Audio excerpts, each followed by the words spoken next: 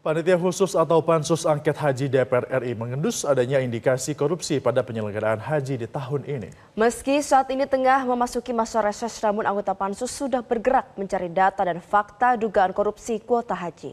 Kalaulah nanti terbukti korupsi di penyelenggaraan haji ini benar-benar sudah keterlaluan ini.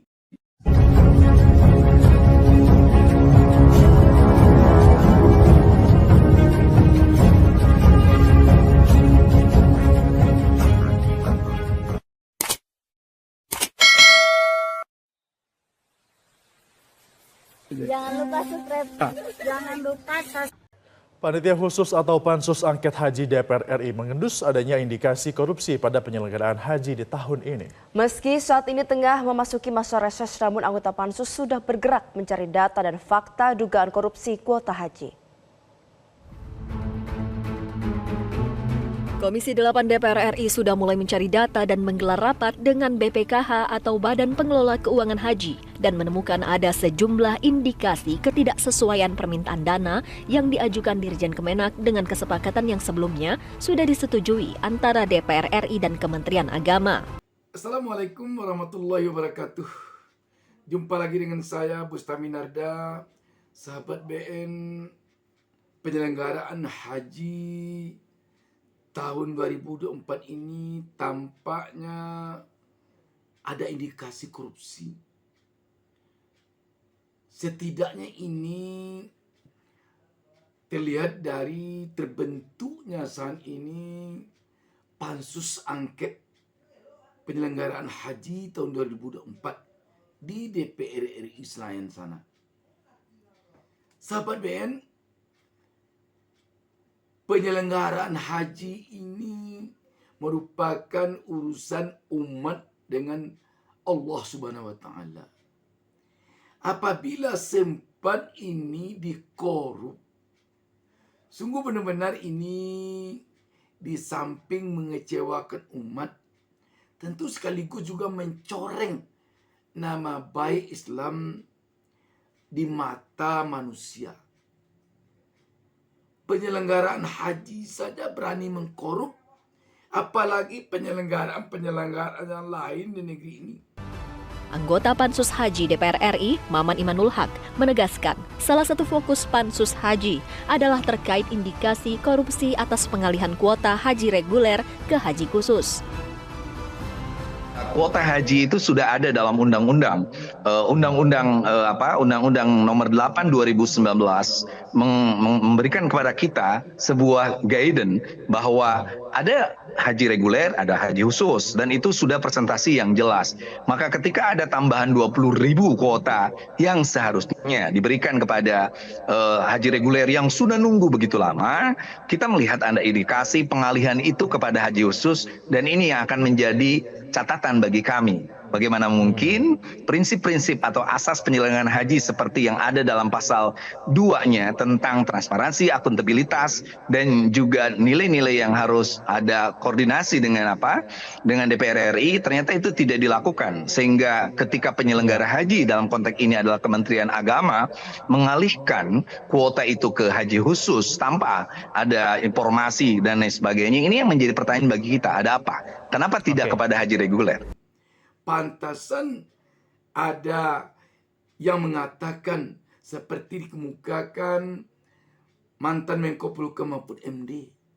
Jika saja di sektor pertambangan di negara kita ini tidak ada korupsi, rakyat Republik Indonesia atau warga negara Republik Indonesia dari yang baru lahir sampai yang tua bangka yang akan meninggal tak lama lagi bisa mendapatkan uang cuma-cuma dari negara 20 juta rupiah per bulan.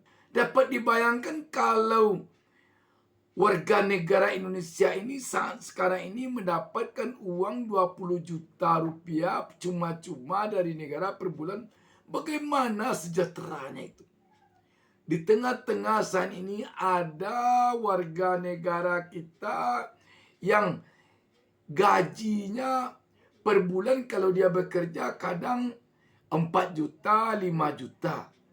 Dan penghasilan warga negara Indonesia ini yang kerjanya serabutan, yang kerjanya berjualan, mendorong gerobak hilir mudik, kadang sulit mendapatkan uang 2 juta sampai 3 juta per bulan.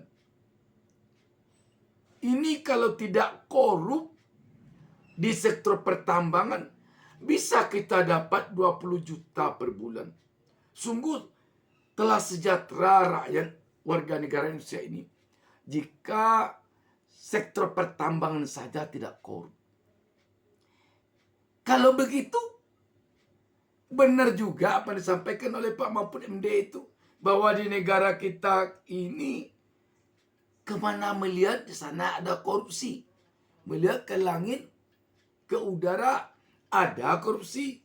Katanya, korupsi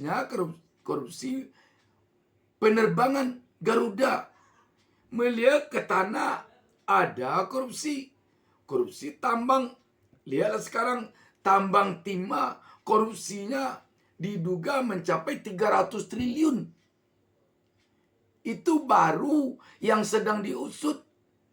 Yang belum diusut entah berapa banyaknya. Yang kita agak khawatir juga ini. Korupsi tambang timah ini diam-diam saja sekarang ini tidak tahu. Entah sampai di mana urusannya.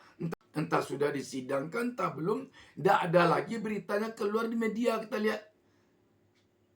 Jangan-jangan nanti hilang saja di telan bumi.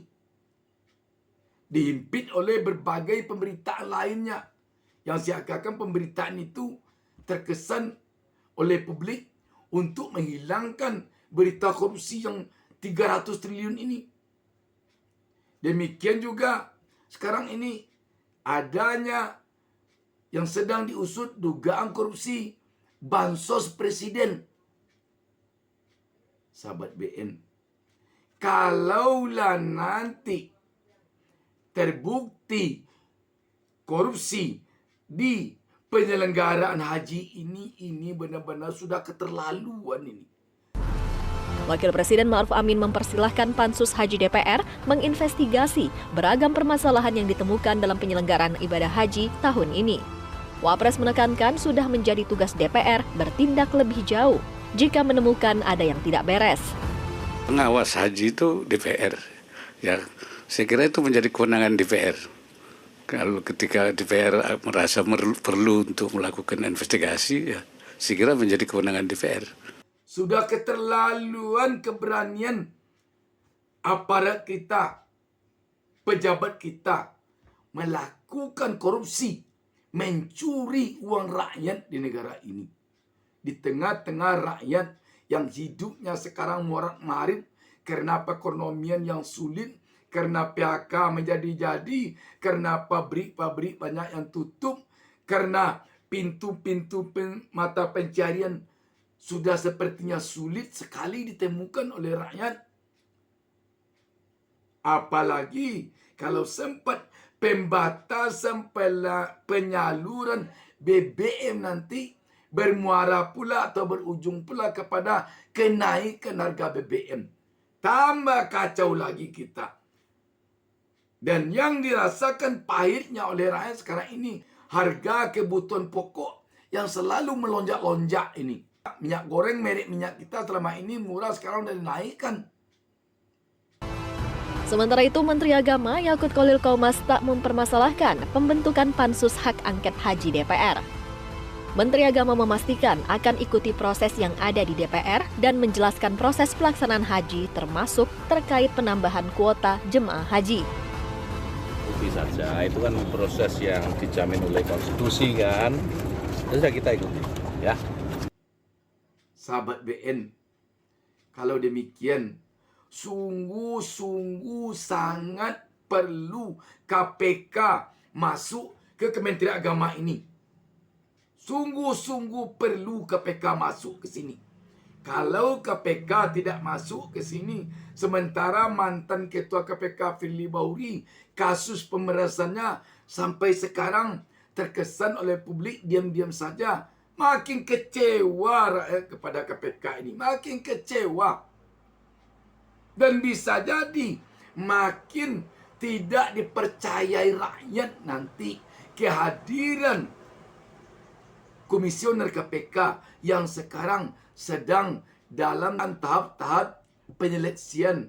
Yang konon kabarnya jauh lebih sedikit peminat masuk menjadi pendaftar komisioner KPK dibandingkan sebelum-sebelumnya. Sepi sekarang peminat menjadi komisioner KPK.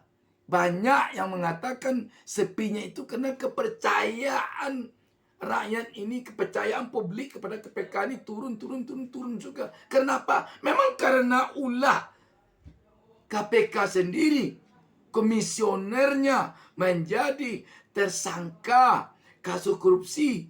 Jenis korupsinya bukan main, jenis pemerasan, memeras ketua KPK-nya lagi. Dan orang yang memberikan uang yang di tempat yang memeras itu sekarang sudah dituntut dan sudah diadili, sudah divonis 10 tahun penjara. Namun yang diduga melakukan pemerasan ini sang mantan ketua KPK, ya diam-diam saja. Malah dia kabarnya sibuk main bulu tangkis, main badminton. Sahabat BN, kalau seperti ini, bagaimana jalannya proses berbangsa dan bernegara di negeri kita ini? Kalau begini, sulit sekali menemukan keadilan di negeri ini. Sulit sekali. Karena itu,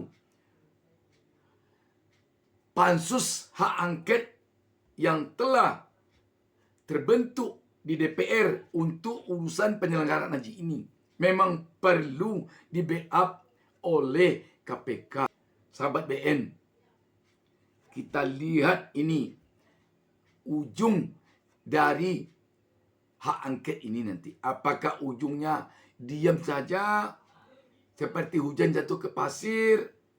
Apakah ujungnya nanti bisa ke pengadilan atau bagaimana?